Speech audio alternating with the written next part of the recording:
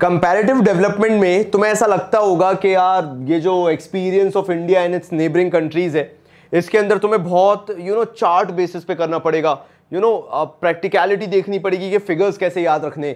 Exactly नहीं करना है क्योंकि मैं तुम्हें वही चीज बताने आया हूं जो टेक्निकलिटी याद करने से तुम उन टेबल को आंसर कर पाओगे। ये जो पीडीएफ मैं डिस्क्रिप्शन में और कमेंट बॉक्स में पिन करने वाला हूं, तुम्हें इसके सबसे एंड में नियर अबाउट 3 से 4 टेबल मिल जाएंगे जिनके सबके आंसर फॉर प्रूफ पर्पस मैंने रखा है। जो मैं आज पढ़ाने वाला हूं उससे तुम आसानी से दे पाओगे। So all you have to do is ये पूरा वीडियो अच्छे से देखना और उसके बेसिस पे फिर वो 4 जो अलग से फ्लो चार्ट्स दिए हुए हैं, टेबल्स दिए हुए हैं, उनको आंसर करके जरूर देखना। सबसे पहला और बेसिक पॉइंट जो तुम्हें याद रखना है, development path of India, Pakistan, China का। लेट्स टॉक अबाउट कि तीनों में कॉमन क्या है। सबसे पहली चीज, तीनों नेशंस ने अपना development path almost relatively same time पे चालू किया था। India announced it's first 5 yearly plan in 1951। Bharat ने 1951 में अनाउंस किया था, पाकिस्तान ने 1956 में और चाइना ने 1953 में। एक बार फिर से करते हैं, इंडिया ने 1951, चाइना आ गया 1953 पे, पाकिस्तान आ गया 1956 पे। ये तीनों के डेवलपमेंटल प्लान्स जब चालू हुए थे, ये तीनों के ईयर्स हैं जो तुम्हें याद रखने हैं। नाउ एक चीज जरा ध्यान से सुनना, India Pakistan got independence in 1947, इकट्ठे ही आजाद हुए थे। ये तो खैर मैं क्या ही बोलूं, है ना, तो इसका तो मैं बोलूंगा नहीं। लेकिन हमारे भारत को आजादी कब मिली थी? 1947 में मिली थी। People republic of China was established in 1949। जो पीपल्स रिपब्लिक ऑफ चाइना है वो 1949 में एस्टैब्लिश हुआ था। सिंस 2013 पाक is working on the basis of 5 yearly development plan. That means 2013-18 में जब देखा गया था तो उनका कौन सा चल रहा था? 11th चल रहा था, 11वां 5 ईयरली प्लान चल रहा था 2013-18 में। जबकि चाइना की बात की जाए 16-20 के बीच में तो उनका 13th 5 ईयरली प्लान चल रहा था। मतलब इंडिया के कॉन्टेक्स्ट में मैं ये तुम्हें समझा रहा हूं। इंडिया के साथ साथ अगर देखा जाए तो पाकिस्तान का 2013 में 11th 5 ईयरली प्लान था। 2016-20 में चाइना का देखा जाए तो उनका कौन सा गया, कहां गया, वापस भूल गया, 13th 5 ईयरली प्लान चल रहा था। ये चीजें कुछ याद रख लेना। देखो यार मैं तुम्हें समझाता हूं। एक तो 1951, 1953, 1956 ये हो गया। उसके बाद 2013 से 18 में जो हमारा पाकिस्तान, हमारा तो शिट क्या गंदी बात बोल रहा हूं मैं, जो वो पाकिस्तान था वो 13th 5 ईयरली प्लान चला रहा, 11th 5 ईयरली प्लान चला रहा था। कब चला रहा था? 2013 में। क्या हो गया? डाल सकते हैं कि नहीं डाल सकते? क्या पीकेएमबी लिखा ना, क्या उसका मतलब क्या होता है? क्या होता है? पाकिस्तान मेक्स बैड, मतलब पाकिस्तान मेक्स, यही तो होता है ना इसका मतलब। और क्या होता है? तुम ही लोगों ने तो बोला था लिख देना, पाकिस्तान मेक्स बैड मतलब गंदा है पाकिस्तान। और क्या था? भगवान जाने लोग, क्या तुम लोग बताना क्या होता, मेरे को नहीं पता, मेरे को तो यही बताया था इन लोगों ने, मैंने लिख दिया इसको, ठीक है। हाँ, तो 2013 में पाकिस्तान का, 2013 से 18 के बीच में पाकिस्तान का 11th 5 ईयरली प्लान चल रहा था। 2016 से 20 के बीच में चाइना का 13th 5 ईयरली प्लान जो था वो चल रहा था। फिर बोला गया India Pakistan adopted similar strategies such as creating a large public sector and raising public expenditure on social development. Bharat और पाकिस्तान के बीच में अगर एक कॉमन थीम थी, कॉमन नहीं था, भारत की कॉपी पाकिस्तान कर रहा था, तो जो था वो भारत का ही था, ठीक है। लेकिन तुम्हें आंसर में लिखना पड़ रहा है ये चीज, इसलिए मैं तुम्हें बता रहा हूं कि भारत पाकिस्तान ने सिमिलर स्ट्रेटजी अडॉप्ट की, creating a large public sector. मतलब सरकार के तहत, सरकार के अंडर ही सारी चीजें चलेंगी और जिस भी तरह का एक्सपेंडिचर होगा, रेजिंग पब्लिक एक्सपेंडिचर, मतलब सरकारी पब्लिक एक्सपेंडिचर रेज करेगी। जो भी सोशल डेवलपमेंट होता है, चाहे हेल्थ एम्यूनिटीज हो, चाहे हॉस्पिटल्स हो, चाहे इंफ्रास्ट्रक्चर डेवलपमेंट हो, वो सारा का सारा भारत सरकार और पाकिस्तान की जो भी सरकार रही होगी वही कर रहे होंगे। एंड उसके बाद बोला गया, फन फैक्ट सुन लेते हैं अपन जरा, यहां पे क्या बोलना चाह रहे हैं वो। फन फैक्ट में ये बोला गया कि तीनों कंट्रीज का सिमिलर ग्रोथ रेट रहा था और पर कैपिटा इनकम रही थी 1980s में। अगर 80s में कंपेयर किया जाए तो इंडिया, चाइना, पाकिस्तान तीनों के कंपैरेटिवली जो ग्रोथ रेट्स थे, पर कैपिटा इनकम्स थे, वो ऑलमोस्ट सेम थे। Now analysis of structure of economies of China and Pakistan. थोड़ा सा चाइना पाकिस्तान के बारे में जान ले अंदर तक जाके कि क्या बोलते हैं वो। चाइना के बारे में हिस्टोरिकल बैकग्राउंड सुन लो। चाइना जो था वो oldest people and continuous civilisation है, मतलब काफी ओल्ड सिविलाइजेशन चाइना को माना जाता है। मैं मतलब थोड़ी बहुत तुमसे वही थोड़ी हेल्दी बात कर रहा हूं। फिर पीपल रिपब्लिक ऑफ चाइना जो थे, commonly known as people republic of China, China के नाम से जाना जाता है, वो 1949 में स्टैब्लिश हुआ था, ठीक है। तुम्हें नहीं दिख रहा हो, अगर थोड़ा बहुत भी छोटा मोटा लग रहा हो तो तुम्हें इसका जो डिस्क्रिप्शन में लिंक है वहां पे मिल जाएगा, जो इसमें मैंने यहां पे लिख रखा है। Now situated in south east Asia, bounded by Pacific in the east. South east Asia में पाया जाता है, bounded by Pacific in the east, east side पे पैसिफिक ओशन मिल जाएगा आपका। थर्ड लार्जेस्ट पैसिफिक ओशन ही है ना भाई, है ना, मतलब मैंने कहा मेरे दिमाग में तो था बट एक बार कंफर्म करना सही है। Third largest country in the world, area है 9.6 मिलियन स्क्वायर किलोमीटर्स का। ये थर्ड लार्जेस्ट कंट्री माना जाता है इसको, विद 9.6 मिलियन स्क्वायर किलोमीटर का इसका एरिया है। पॉपुलेशन एंड लैंग्वेज की बात कर लेते हैं, सिलेक्टेड चीजें याद रखनी है। पहली चीज तो मोस्ट पॉपुलस कंट्री है, पूरी दुनिया में सबसे ज्यादा पॉपुलेशन चाइना में पाई जाती है। 1371 मिलियन पीपल यहां पे रहते हैं, 1371 मिलियन लोग रहते हैं। उसके बाद जो ग्रोथ रेट है वो 0.5% पर एनम का है मात्र। फिर आती है लैंग्वेज की बात, सीनो तिब्बतन लैंग्वेज है जिसके अंदर काफी सारी, मतलब it's like family of languages, Sino Tibetan is the core language. और वहां पे जो और उसके अंदर बहुत सारी स्पोकन लैंग्वेजेस हैं जिनको बोला जाता है, उनको 29 एथेनिसिटीज, मतलब बहुत सारे 29 कल्चर्स काइंड ऑफ हैं जो उसको फॉलो अप करते हैं सीनो तिब्बतन लैंग्वेज को। नाउ ये पूरी राम कहानी बहुत प्यार मोहब्बत से सुन लो ताकि तुम्हें इतना रटना ना पड़े, ठीक है। सुनते हैं अपन बात को। ग्रेट लीप फॉरवर्ड एक कैंपेन चलाया गया था, इनिशिएटेड बाय माओ।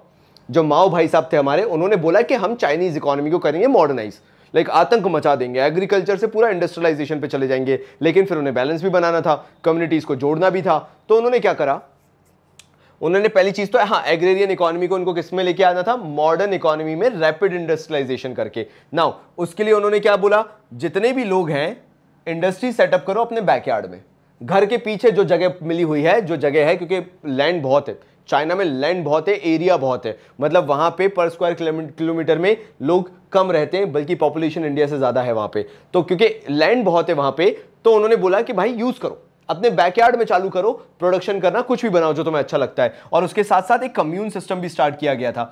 अब कम्यून सिस्टम पूछोगे क्या था, इसको बोला गया कलेक्टिव फार्मिंग। कलेक्टिव फार्मिंग में क्या होता था, वो लोग जो फार्मिंग में इन्वॉल्व हैं उनसे बोला कि आप लोग मिलके फार्मिंग इकट्ठा चालू करो, एक एरिया ले लो, सरकार का एरिया ले लो, सरकार देगी आपको, एरिया प्रोवाइड करेगी, आपके जो भी लोकेलिटीज में होंगे वो एरिया के अंदर आप फार्मिंग कर सकते हो, और फार्मिंग का जो भी प्रोड्यूस होगा वो आप ले जा सकते हो। अब आपको उसको बेचना है, रॉ मटेरियल की तरह यूज करना है, कंजम्पशन में यूज करना है, वो आपके ऊपर है। ये कम्यून सिस्टम चालू कर दिया गया था। अब तुम लोग बोलो कि यार भैया आप एक तरफ बता रहे हो ग्रेट लीप फॉरवर्ड, मतलब rapid industrialisation, rapid growth, agrarian से शिफ्ट होकर इंडस्ट्रियलाइजेशन के तहत, दूसरी तरफ आप कम्यून सिस्टम बता रहे हो जहां पे एग्रीकल्चर को प्रमोट करेंगे, झुंड में आके इकट्ठे होकर एग्रीकल्चर करो। एक्चुअल में यस, दोनों को मिलाने की कोशिश की गई थी। वहां पे क्या बोला गया था कम्यून सिस्टम में कि आप जो भी एग्रीकल्चरल प्रोड्यूस यूज करोगे उसको इंडस्ट्री में रॉ मटेरियल की तरह यूज किया जाएगा अंडर ग्रेट लीप फॉरवर्ड। जो बैकयार्ड में इंडस्ट्री सेटअप करने को बोल दिया गया था, वहां रॉ मटेरियल जो आता है एग्रीकल्चर से उसको वहां पे यूज किया जा सकता था। जो लोग भी अपने प्रोड्यूस को जो कम्यून सिस्टम के थ्रू प्रोड्यूस कर रहे हैं उसको सेल आउट करना चाहते हैं एज रॉ मटेरियल, तो ऐसे लिंक करा था जो ग्रेट लीप फॉरवर्ड था उसने। नाउ आगे क्या बोला गया, 1958 तक देखा जाए तो 26,000 कम्यून्स एस्टैब्लिश हो चुके थे।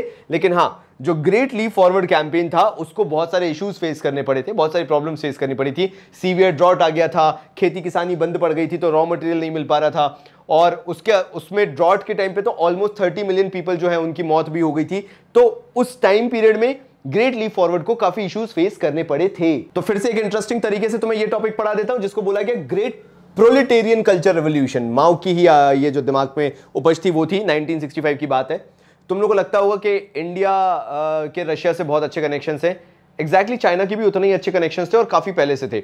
जो चाइना रशिया रिलेशंस रहे वो काफी पहले से थे। तो जब ये ग्रेट प्रोलेटेरियन कल्चर आया और इंडस्ट्रियलाइजेशन की बात हो रही थी कि इंडस्ट्रियलाइजेशन बहुत हैवी लेवल पे लेके आएंगे, ग्रेट लीप फॉरवर्ड कंटिन्यू हो रहा था, उस टाइम पर रशिया एक बहुत मेजर रोल प्ले कर रहा था चाइना के साथ। तो 1965 में जो माओ थे, माओ जेडोंग जो थे, उन्होंने इंट्रोड्यूस किया था यही great proletarian culture revolution. Because इस टाइम तक आते आते जो ग्रेट लीप फॉरवर्ड था वो थोड़ा सा कहीं ना कहीं बहुत सारे इश्यूज को फेस कर रहा था। फिर यहां पे बोला गया कि भैया स्टूडेंट और प्रोफेशनल्स को बुलाओ और उनको काम के लिए भेजो, कंट्री साइड से बुलाओ, मतलब गांव वगैरह से बुलाओ और उनको भेजना चालू करो काम सिखाने के लिए। कहां पे? सिटीज में। अब हुआ क्या भैया, स्टूडेंट्स प्रोफेशनल्स का जो बोला गया कि गांव से निकालो शहरों में भेजो काम सिखाने के लिए, उनको सिखा कौन रहा था? रशिया से जिन डेलीगेट्स को बुलाया गया होगा या जिन भी प्रोफेशनल्स को बुलाया गया होगा उनसे सिखवाया जा रहा था। फिर इनकी रशिया से हो गई कॉन्फ्लिक्ट चाइना की। अब इस टाइम पे क्या हुआ, चाइना के अंदर जितने भी प्रोफेशनल्स बैठे थे रशिया से आए हुए, इनको विड्रू करना चालू कर दिया रशिया ने। और जो हेल्प कर रहे थे इंडस्ट्रियलाइजेशन में, जो रशियन प्रोफेशनल्स थे, वो बंद हो गया। तो चाइना में जो इंडस्ट्रियलाइजेशन जिस हैवी लेवल पे आना चाहिए था उसको अगेन एक और सेटबैक लग गया, जैसे ग्रेट लीप फॉरवर्ड के अंदर ड्रॉट के कारण लग गया था। तो मतलब पूरी समराइजेशन अगर मैं तुम्हें इसकी दूं, क्योंकि मेरे को बार बार इसका देखना पड़ता है प्रोलिटेरियन का, कि ग्रेट प्रोलिटेरियन कल्चर रिवॉल्यूशन के अंदर माओ ने सोचा ये था कि it's not just about rapid industrialisation through encouraging people, कि तुम जाओ और अब इंडस्ट्रियलाइजेशन के लिए बैकयार्ड में नई इंडस्ट्री खोल दो, but it was also about to educate people. जो लोग गांव में हैं, जिनके पास एजुकेशन नहीं है, तो उनको कंट्री साइड से निकालो, मतलब गांव वगैरह एरिया से निकालो, शहरों में भेजो और चीजें सिखाओ। उसके लिए चाइना ने रशिया से मदद ली, बट अगेन कॉन्फ्लिक्ट होने के कारण वो भी ठंडे बस्ते में चला गया। Great leap forward failed. फिर क्या था, great proletarian culture revolution failed. दो फेल हो चुके थे। 1965 तक चाइना के हाथ में कुछ भी नहीं था। और सोचो मैं तुम्हें कितने इंटरेस्टिंग वे में याद भी करवा दे रहा हूं। फिर बात आई 1970s की, मतलब लेट 1970s की, मैं बात कर रहा हूं 1978 की, जहां पे नए रिफॉर्म्स चाइना लेके आया। ये वो रिफॉर्म्स थे जो चाइना कहीं ना कहीं आज तक फॉलो कर रहा है, मतलब यहां से चाइना को सक्सेस रेट मिलना चालू हुआ था। So present day fast industrial growth in China can be traced back to the reforms introduced in 1978। 1978 में जो रिफॉर्म्स लाए गए उनको आज भी आप देख सकते हो चाइना की ग्रोथ में। सो इनिशियल फेज में रिफॉर्म सेक्टर्स कौन कौन से थे देख लो। शुरुआती जब चालू हुआ ये, तो कौन कौन से सेक्टर्स को टारगेट किया गया, एग्रीकल्चर को, फॉरेन व्यापार, फॉरेन ट्रेड को, और चाइना के अंदर जो इन्वेस्टमेंट्स होने वाले हैं उनको। नाउ एग्रीकल्चर के अंदर क्या बोला गया, जरा देखिए यहां पे एग्रीकल्चर में बोला गया commune lands were divided into small plots. जो कम्यून लैंड्स बनाए गए थे जहां पे आओ सब लोग एग्रीकल्चर करो और अपना अपना पोर्शन उठा के ले जाओ, बेचना है बेचो, यूज करना है करो, आपके ऊपर है। लेकिन अब क्या करा गया, उन कम्यून लैंड्स को छोटे छोटे प्लॉट्स में बांट दिया गया, छोटे छोटे टुकड़े कर दिए गए और अलोकेट कर दिया गया इंडिविजुअल हाउस होल्ड्स को। इंडिविजुअल हाउस होल्ड से बोला कि भैया अब आप ये प्लॉट रख सकते हो, and that too completely free of cost. They were allowed to keep all income from the land, और उनसे बोला गया कि इससे होने वाली इनकम भी आप रख सकते हो। प्रॉपर्टी आपकी, इनकम आपकी, बस आपको एक स्टिपुलेटेड मेरे ख्याल से कहते हैं उसको, है ना, एक स्टिपुलेटेड टैक्स रेट रहेगा, वो आपको देना पड़ेगा। What ever income you will generate out of that land, जो भी आप इनकम जनरेट करोगे उस पे आपको एक प्रॉपर प्रोपोर्शन ऑफ टैक्स पे आउट करना पड़ेगा। अब आ जाते हैं लेटर फेज पे। इसके बाद क्या हुआ, जो एग्रीकल्चर रिफॉर्म हुआ उसके बाद क्या हुआ, इन्होंने बोला reforms were initiated in the industrial sector. अब इंडस्ट्रियल सेक्टर लेके आए और इसके अंदर क्या करा, सरकार के हाथ से थोड़ी सी पावर निकाल के एक कॉम्पिटिटिव मार्केट बनाया गया। करा क्या गया, जरा ध्यान से सुनो। Private sector firms and townships and village enterprises, private sector firms हो गए चाहे टाउनशिप या विलेज एंटरप्राइजेस हो गए, were allowed to produce goods. Private sectors को गुड्स अलाउ कर दिए गए। आप टाउनशिप या विलेज में बैठे हुए कोई एंटरप्राइज हो, आपको गुड्स मैन्युफैक्चरिंग अलाउ कर दिया गया है कि आप कर सकते हो। At this stage enterprises owned by government were made to face competition. मतलब हिंदी अनुवाद करूं, चाहे प्राइवेट सेक्टर से हो आप, चाहे विलेज टाउनशिप से हो, अगर आपकी एंटरप्राइज है तो अब आप गुड्स मैन्युफैक्चर कर सकते थे, प्रोड्यूस कर सकते थे। एंड इस तरीके से एंटरप्राइज ओन्ड बाय गवर्नमेंट जो थी, या जो भी गवर्नमेंट ओन्ड एंटरप्राइजेस रन हो रही थी, उनको स्टिफ कंपटीशन फेस करना पड़ा। किससे, प्राइवेटली ओन्ड मैन्युफैक्चरर्स से, प्राइवेटली ओन्ड एंटरप्राइजेस से। नाउ ये वाला टॉपिक काफी इंटरेस्टिंग है, जिसके अंदर बोला गया dual pricing in the reform process. दो तरह की प्राइसिंग को रिफॉर्म प्रोसेस के अंदर लेके आया गया। Fixing the prices in two ways, अगर फार्मर्स हैं या फिर इंडस्ट्रियल यूनिट्स हैं, तो अगर वो उनको कोई भी क्वांटिटी बाय करनी है या सेल करनी है, फिक्स्ड क्वांटिटीज जो बाय सेल करेंगे, चाहे वो इनपुट्स हो चाहे वो आउटपुट हो, वो किस पे करेंगे, on the basis of prices fixed by the government. सरकार जो प्राइसिंग फिक्स करेगी उस पे उनको बाय या सेल करना पड़ेगा। बाकी अदर्स में आ जाऊं अगर, तो इनपुट्स और आउटपुट्स को मार्केट प्राइसेस पे बाय या सेल किया जाएगा। अगर बाकी अदर्स की बात कर ले, मतलब जो हमारा कंज्यूमर मार्केट है मैं उसकी बात कर लूं, तो बाय और सेल जो है वो मार्केट प्राइस पे किया जाएगा। लेकिन अगर फार्मर्स हो गए और इंडस्ट्रियल यूनिट्स हो गई, तो उनको जो गवर्नमेंट प्राइसेस फिक्स करेगी उस पे करना था। अब देखो यार, पाकिस्तान के अंदर क्या याद रखना है, हिस्टोरिकल बैकग्राउंड देखो। Islamic Republic of Pakistan gained independence on 14 अगस्त 1947। भारत ने दी थी उन्हें, पाकिस्तान को मिली नहीं थी, ये याद रखना। 1971 में सिविल वॉर हुआ। East Pakistan resulted in the independence of Bangladesh. मतलब जो ईस्ट पाकिस्तान होता था वहां पे सिविल वॉर के कारण भारत ने फिर उधर से लोगों को छुड़ाया, जिनको जबरदस्ती पाकिस्तानी बना दिया था, और उसको फिर बांग्लादेश नाम दिया गया। ज्योग्राफी की बात कर ले, located in south Asia and borders central Asia and the Middle east. वैसे याद नहीं रखना, मैं तो बस तुम्हें नॉलेज के लिए बता रहा हूं कि ज्योग्राफी कैसी है। Borders with China in north and towards west and north west are Iran and Afghanistan. मतलब उधर उस तरफ को अफगानिस्तान और ईरान है, उस तरफ पे चाइना है। इंडिया जो है वो ईस्ट एंड साउथ ईस्ट पे लगता है। याद नहीं रखोगे, बट मैंने सोचा बता देता हूं। फिर आ जाते हैं पाकिस्तान के टोटल एरिया पे, तो उतना ही है जितना भारत ने दिया, यानी टोटल एरिया है 7,96,095 kilometres square kilometres. Cultivated area जो है उनका 2,21,300 स्क्वायर किलोमीटर्स है। उगाते कुछ है नहीं इतने पे आतंकवादी उगाते हैं भाई, इतने पे है ना। They have agricultural land for terrorism. Area under forest 42,300 square kilometre. फिर यहाँ पे जो उगाते हैं बेटा उसको छुपाने के लिए जगह भी तो चाहिए, है ना। तो यहाँ जो उगाते हैं उनका वेयर हाउस यहाँ पे बेटा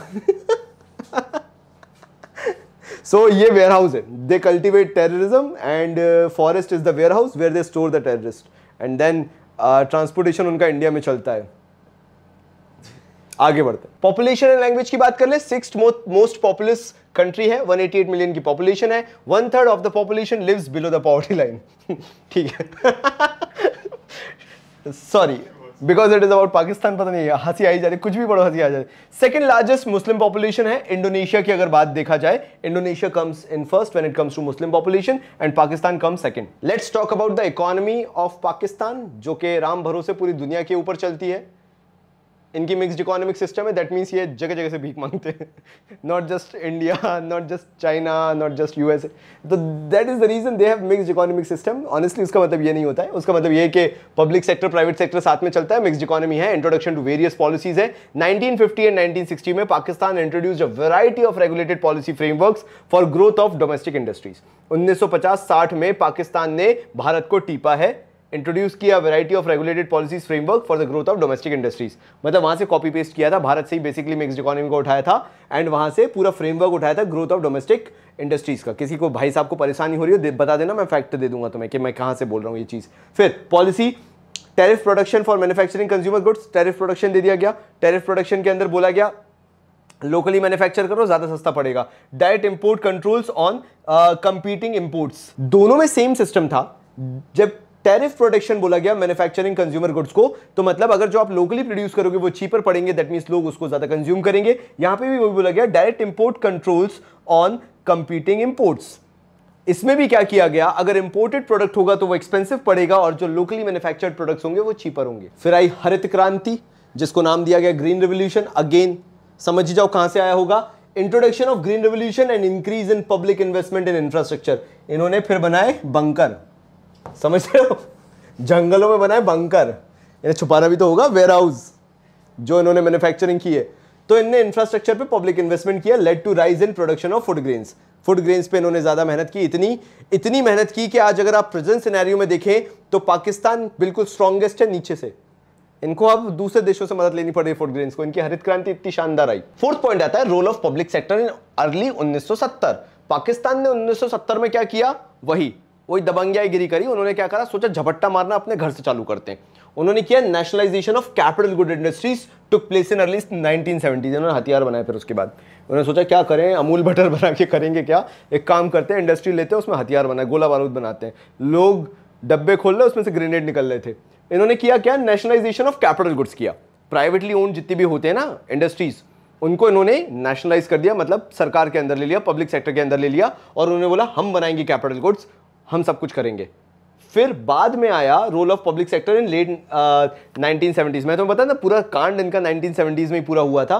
खैर चाइना का भी उसी टाइम पे चल रहा था, इनका भी इसी टाइम पे हुआ था, अगर मैंने मेंशन नहीं किया है तो इन्होंने क्या किया फिर लेट में जाके, ये बहुत जल्दी सुधरते हैं। आप देखिए जरा यहाँ पे अर्ली से लेट पे ये इतने में ही सुधर गए। इन्हें मालूम था इनकी कोई भी स्कीम चलती 4 साल है, और यहाँ पे भी वही हुआ कि गवर्नमेंट ने पॉलिसीज को चेंज किया, शिफ्ट किया, एडॉप्टेड डी नेशनलाइजेशन। मतलब जितना भी इन्होंने हथियार बनाया उसके अंदर बोला अब तो बन गए, ग्रेनेड खूब रखे, अब कहाँ फोड़े, जंगलों में ले जाएंगे और क्या। तो इन्होंने फिर क्या किया, डी नेशनलाइजेशन। जब इनका काम हो गया, असला बारूद बन गया इनका, इन्होंने फिर से प्राइवेट सेक्टर को दे दिया, बोला तुम चलाओ अब, और गवर्नमेंट ने बोला प्राइवेट सेक्टर को अब हम एनकरेज करेंगे। फिर आता है financial support during late 1970s till 2022।